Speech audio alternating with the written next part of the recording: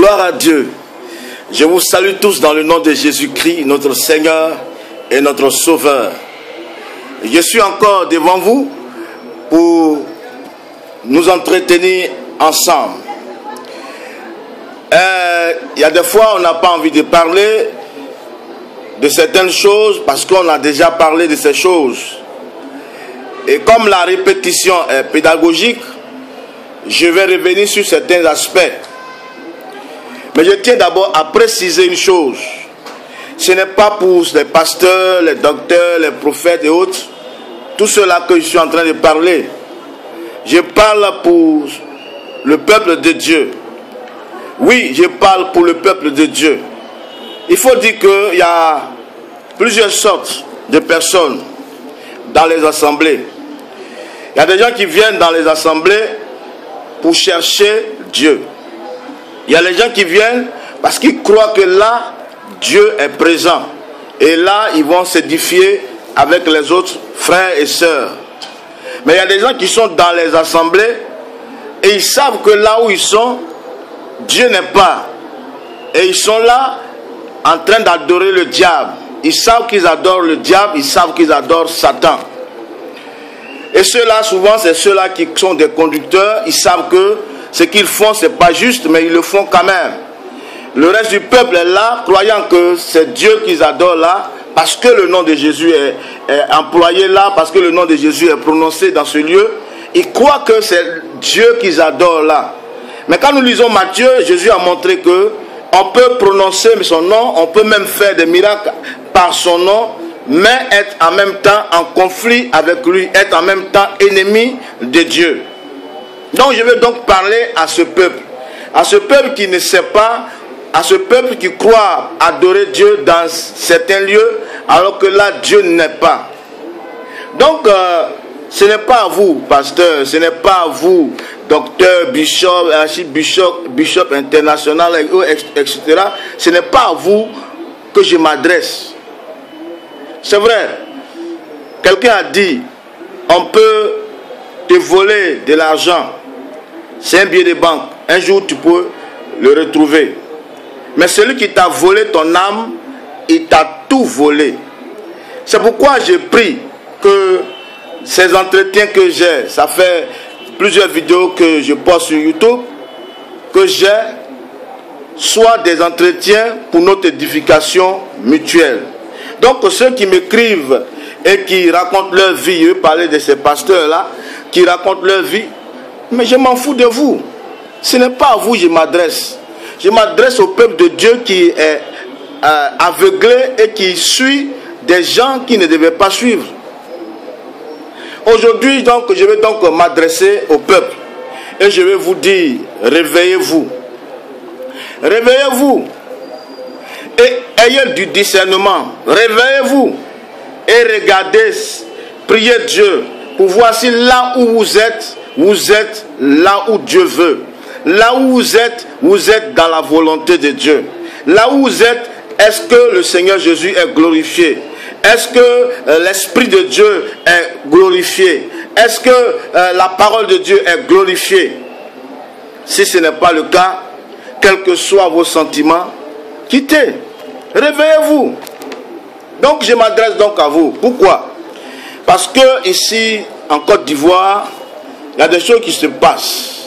Nous qui étions convertis dans des années, plusieurs années en arrière, ce que nous avons vu, ce qui nous a motivés, ce qui nous a amenés à jeûner, à prier, à nous consacrer à Dieu, ces choses sont désormais bafouées. Pas par ceux qu'on appelle chrétiens simples, mais par ceux qui se disent bishops, ceux qui se disent pasteurs, ceux qui se disent ceci, cela. Bafoué au point qu'aujourd'hui, même quand tu dis tu es pasteur, ça ne veut rien dire. Autrefois, quand tu dis tu es pasteur, on voit en même temps derrière toi le nom que tu portes qui est attaché au nom de Dieu. On se dit que celui-là c'est un oint de Dieu, c'est un homme de Dieu et il y a du respect. Mais aujourd'hui, il n'y a pas. Pourquoi? Parce qu'aujourd'hui, il y a cette vie que mène un certain groupe de pasteurs. Heureusement, ce n'est pas tous. Heureusement que Dieu, il sauve toujours un reste. Il y a certains groupes qui sont en train de mener une vie de désordre. Une vie de désordre. Il y a un groupe qu'on appelle les pasteurs VIP. Les pasteurs VIP, selon ce que j'ai appris et selon ce que je sais, c'est un groupe de pasteurs. La seule chose qu'ils ont, c'est le nom pasteur. Ce qu'ils prononcent, ils prononcent aussi le nom de Jésus. Ils prêchent aussi dans les assemblées. Mais rien ne les différencie des inconvertis. Donc c'est un groupe qui se réunit et dans ce groupe-là on fume, on boit de l'alcool, on cherche des femmes, on fait tout. Comme des gens qui n'ont pas entendu le message de Dieu.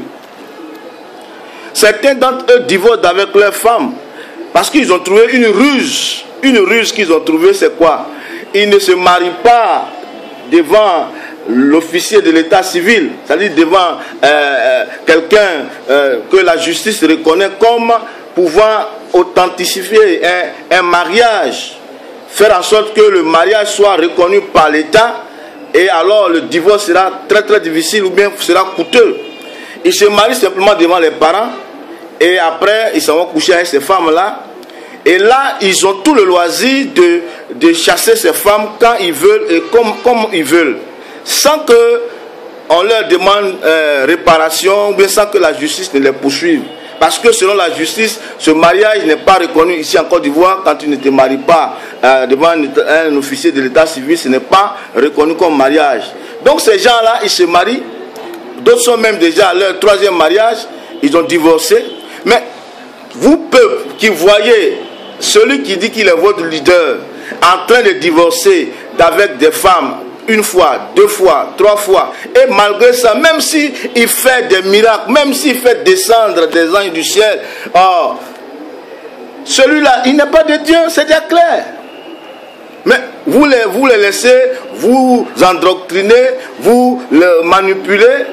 Et quand d'autres personnes viennent parler de la parole de Dieu, vous pensez que ces gens-là qui vous parlent de la parole de Dieu, ce sont eux qui sont vos ennemis? Non! Lisez la parole de Dieu, vous verrez que ce n'est pas, on ne fait pas ça. Ce qu'ils font pour vous entraîner dans du désordre, on ne fait pas ça. Moi-même, j'ai croisé je suis allé quelque part loin de sa zone pour qu'ensemble on s'entretienne, pour qu'on parle. Je lui ai parlé, je lui ai dit de se repentir. Je lui ai dit, regarde, tu es à la chair et après tu imposes les mains aux gens alors que ta vie est une vie de désordre. Je vais te donner un conseil. Prends des mois, tu ne touches plus à la chair, tu ne viens plus là pour prêcher aux gens. Tu viens dans le peuple, tu t'assois derrière et tu regardes, ou bien tu invites tes amis ou bien des frères qui connaissent les choses de Dieu pour entretenir ce que Dieu a mis avec toi pour qu'ils puissent connaître la parole de Dieu en profondeur. Tu peux appeler aussi certaines personnes qui te sont proches et devant le peuple que tu avais la charge de diriger, tu peux dire à ce peuple, tu peux te repentir. Et quand toi tu vas te repentir, toi qui es censé être le conducteur, ça va pousser même celui-là même qui était caché dans son péché là, peut-être à se dévoiler aussi. Et en même temps, une crainte de Dieu va venir dans le peuple. Mais il a semblé m'écouter, mais il n'a même pas fait une semaine, il n'a même pas fait 2 jours. Il a recommencé à prêcher. Et vous voyez, Dieu quand il t'a donné le don est là. Donc les dons se manifestent, les malades guérissent toujours. Donc ça lui donne certaine assurance que Dieu est toujours d'accord avec lui. Mais qui se souvient de Samson? Samson, l'Esprit de Dieu l'a quitté au moment même où il s'y attendait le moins.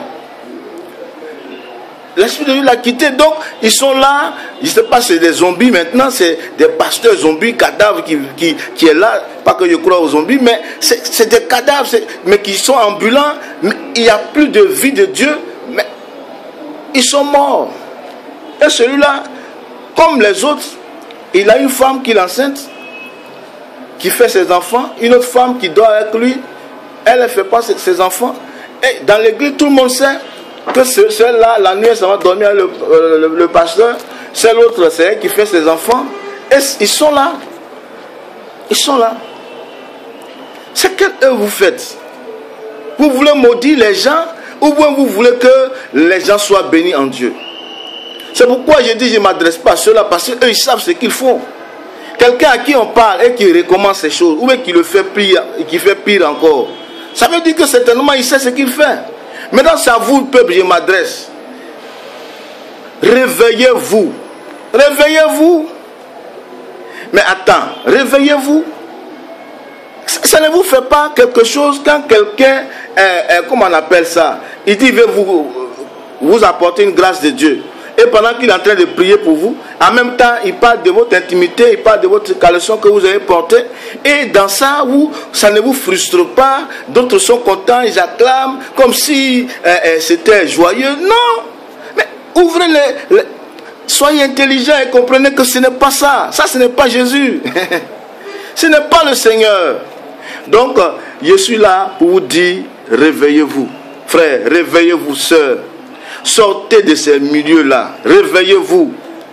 Dénoncez-les. Et puis vous qui êtes des victimes, qui venez nous voir, qui pleurez, pour dire, voici telle personne, il dit, il va faire ma délivrance. Il a couché de force avec moi. Celui-là qui est là, il a fait ceci, cela. Hein? Parlez de ça. Afin que si eux ils veulent une confrontation, vous soyez là, afin que le peuple de Dieu puisse avoir la crainte. Paul a donné ce conseil à Timothée pour dire ceux qui vivent dans le péché, il faut les dénoncer publiquement afin que la crainte de Dieu soit dans le peuple. Donc faites cela, vous les victimes, ne restez pas là enfermés pour dire que c'est un oint de Dieu. Mais vous pensez qu'il est plus oint que Jésus-Christ? Jésus-Christ n'a jamais fait ça. Tu lui dis qu'il est oint et puis il fait ça. C'est qu'il n'est pas de Jésus. Jésus même qui a eu l'onction sans mesure, il n'a jamais fait ça. Maintenant vous dites que c'est un oint de Dieu, donc son péché ne s'appelle pas péché. Pourquoi? Dieu il est juste dans ses jugements. Et d'ailleurs, il sera sévère avec celui qui connaît et qui fait exprès. Donc réveillez-vous. Que Dieu nous bénisse. Amen.